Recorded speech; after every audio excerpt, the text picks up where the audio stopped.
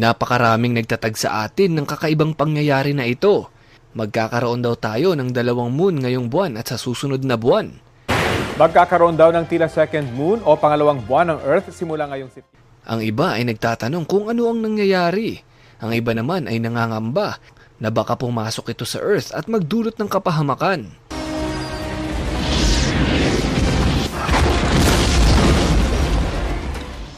Ano itong pangalawang buwan? Saan ito galing? At makakasama ba ito sa atin?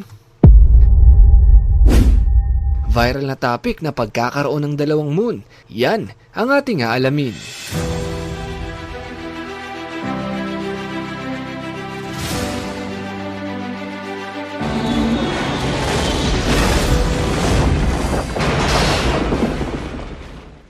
Ayon sa mga eksperto ay lalapit ang asteroid 2024 PT5 o binansagan sa tawag na mini-moon sa orbit ng daigdig ngayong buwan at sa susunod na buwan. Nadiskubre ito ng NASA nitong nakaraan lang gamit ang ATLAS o Asteroid Terrestrial Impact Last Alert System. Ang ATLAS ay napaka-advanced na telescope. Kaya nitong madetect ang mga asteroid bago pa man din ito makalapit sa Earth. Gamit ito ay kaya ng mga siyentipiko na makapaghanda at makapagbigay babala sa atin kung may paparating mga asteroid, maliit man o malaki. Itong papalapit na asteroid na aaligid sa atin, may dala kaya itong banta? Ang asteroid 2024 PT5 ay may sukat na 10 meters o mas malaki pa sa isang commuter na bus. Ang ganitong sukat ay hindi kayang masilayan sa kalangitan gamit ang ating mga mata. Kailangan natin gumamit ng professional na telescope para makita ito. Paano natin ito makikita? Ito lang ang meron tayo. Ang asteroid na ito ay maaaring makasagot sa iba pang mga katanungan ng mga astronomers. Ang isa sa pinakatatanging bagay kung bakit ito espesyal ay ang kanyang trajectory mula sa malayo at kung papaano siya iikot sa atin. Saan nga ba ito galing? Nagmula ito sa Arjuna Asteroid Belt, mga asteroid na umiikot sa ating araw. Pero ang mga orbit nito ay hindi gaya ng sa Earth na may permanenteng orbit. Ang kanilang orbit ay nababago depende sa kung kanino ito malalapit. Gaya nga ng mangyayari sa susunod na buwan, ang asteroid na ito ay magkakaroon ng pagkakataong manatili sa atin at maging ikalawa nating moon. Tignan ang paglalarawang ito. Ito ang Earth, ang moon. At itong kulay pula ay ang asteroid 2024 PT5. Kapansin-pansing galing ito sa malayo. Ang kulay puti naman na ito ay pirming orbit ng ating buwan. Hindi na yan mababago unless may dumaan sa pagitan natin na mas malaki pa sa buwan. Tignan ang orbit ng asteroid 2024 PT5. Dadaan lang dapat ito sa Earth's orbit, pero dahil malakas ang ating gravity ay hihilahin ito pabalik sa atin. Kakanan ito at saka babalik sa orihinal niyang orbit. Pero paano kung sakaling maiba ito ng trajectory at dumiretso papasok sa atin? May dapat ba tayong ikabahala? Ang kanyang pag-ikot ay mas malaki sa iniikot ng ating moon. Katumbas ng 2 ikot ng buwan ang isang ikot nito. Kaya naman tinatayang 2 buwan din ang gugugulin bago ito tuluyang umalis. Pero paano kung hindi na nga ito umalis at permanenteng magpaikot-ikot sa Earth? Ano ang magiging epekto nito kung 2 na ang ating moon? Sa mga hindi pa nakakaalam, ang buwan ang dahilan kung bakit nagkakaroon ng high tide at low tide. Dahil ito sa gravitational pull ng buwan. Kung baga, hinihila ng buwan ng bahagya ang Earth, pero dahil mas malakas ang gravitational force ng Earth, ay ang tubig lang sa karagatan ang nahihila nito. Ang high tide at ang low tide ang nagbibigay ng chance sa maliliit na hayop para makakain, gaya na lang ng mga plankton sa dalampasigan. Ang mga tides din ang nag-e-expose at nagko-cover sa maliliit na sea animals at mga halaman sa dalampasigan. Ito rin ang nagmimix sa karagatan para manatili itong active ecosystem. Sa simpleng salita mga kapantas, kung walang buwan ay unti-unti ring mamamatay ang mga hayop sa dagat. Magsisimula sa mga maliliit hanggang sa malalaking nilalang. Ngayon sagutin natin kung 2 na ang buwan. Saan susunod ang tubig? Sa ating buwan o sa pangalawang buwan? Well, hindi makakaapekto ang ikalawang buwan sa atin dahil maliit lamang ito.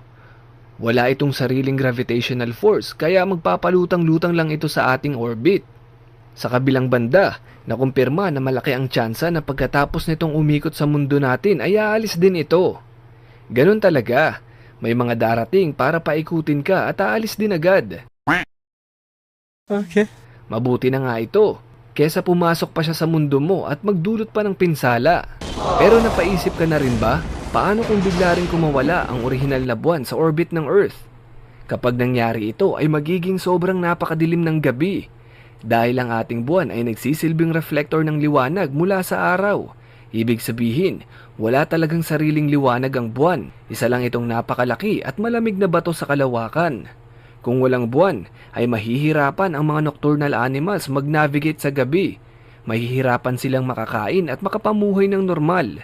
Magugulo ang ecosystem ng mga hayop na gising sa gabi at kalaunan ay maaapektuhan rin nito ang buong kagubatan.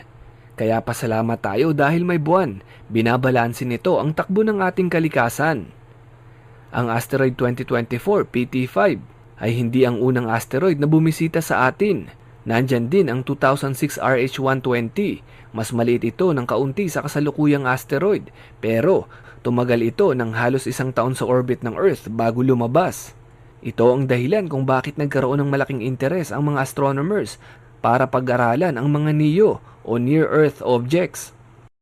Ito naman ang trajectory ng asteroid 2020 CD3.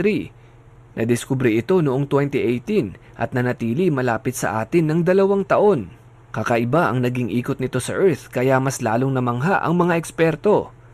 Kaya sa kasalukuyan ay patuloy na ina-upgrade ng mga siyentipiko ang kanilang planetary defense research dahil napagtanto nila na malaki ang tsansa na may biglang sumulpot na asteroid na tatama sa atin na kayang sumira sa buong syudad sa isang iglap lang.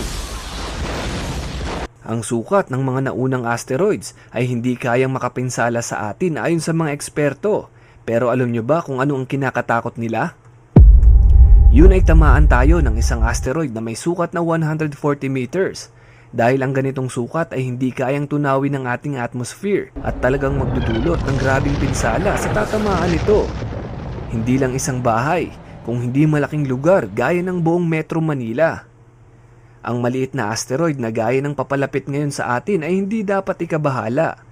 Bagamat pansamantala lang ang mga asteroids na ito, ay hindi ganito ang sitwasyon ng kapitbahay nating planeta, ang Mars. Ang pulang planeta ay may perming 2 moon, ang Phobos at Deimos. Hanggang ngayon ay hindi pa rin masagot ng mga siyentipiko ang kanilang mga katanungan patungkol sa 2 ito. Sinasabing may tsansa raw na galing ito sa asteroid belt na lumapit sa Mars at hindi na nakawala pa.